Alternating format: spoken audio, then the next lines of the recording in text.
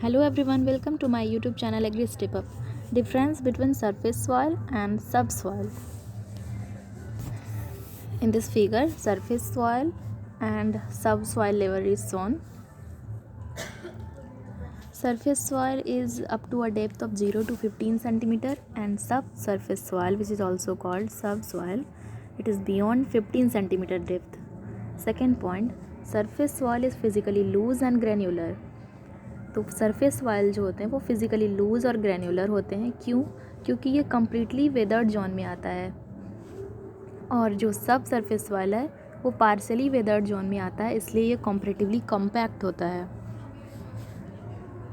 और जो surface soil है इसकी पोरोसिटी ज़्यादा होंगी और एरेशन स्टेटस भी अच्छा होगा. और जो सब सरफेस सॉइल है वो लेस पोरस होगा, और लेस पोरस होने के कारण इसकी एरेशन स्टेटस होगी वो पुअर होगी. तो एरेशन का मतलब होता है कि exchange of gases between atmosphere and soil layer. तो जितनी ज़्यादा पोरोसिटी होगी उतनी ज़्यादा अच्छी होगी एरेशन. 4 पॉइंट, सरफेस सॉइल में जो ऑर्गेनिक कंटेंट होगा ज़्यादा होगा. ठीक है, तो अगर ऑर्गेनिक कंटेंट ज़्यादा है तो उसकी कलर क्या हो जाएगी, डीप ब्राउन या फिर डार्क कलर की. तो क्वेश्चन ये आता है कि ऑर्गेनिक कंटेंट ज़्यादा क्यों होता है, क्योंकि इसमें जो बायोमास होते हैं वो ज़्यादा होते हैं. क्योंकि जो सबसे अपर मोस्ट सरफेस है, सरफेस सॉइल के ऊपर ही तो एनिमल प्लांट सब एग्जिस्ट करते हैं, इसलिए इसमें बायोमास ज़्यादा है, इसीलिए ऑर्गेनिक कंटेंट भी ज़्यादा होता है. और सब सरफेस सॉइल में लेस ऑर्गेनिक मैटर होगा. तो इसका कलर जो होता है वो लाइट और येलोइश होता है. तो लाइट और येलोइश डिपेंड करता है कि वो वेदर्ड मटेरियल कौन सा है. और जो सब सरफेस सॉइल है उसमें बायोलॉजिकल एक्टिविटी ज़्यादा होंगी, और सब सरफेस सॉइल है उसमें कम होगा.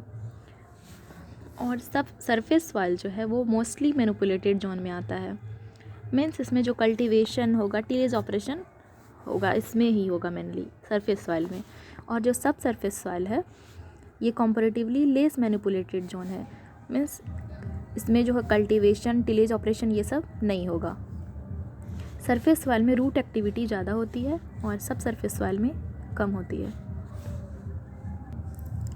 Surface soil 8 point, most of essential nutrient are present in available form and subsoil में लेस न्यूट्रिएंट होता है.